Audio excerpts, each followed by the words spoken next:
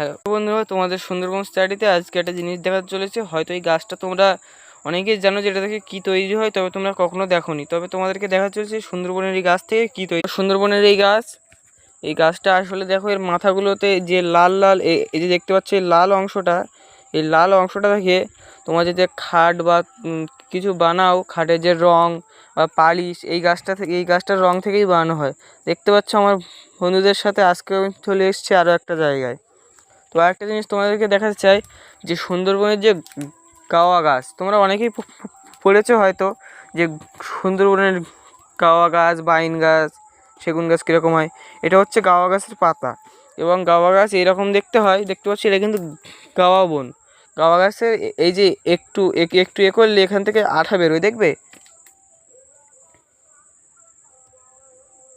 দেখো এর থেকে কিন্তু আঠা বেরোচ্ছে, দেখো সাদা সাদা আঠা।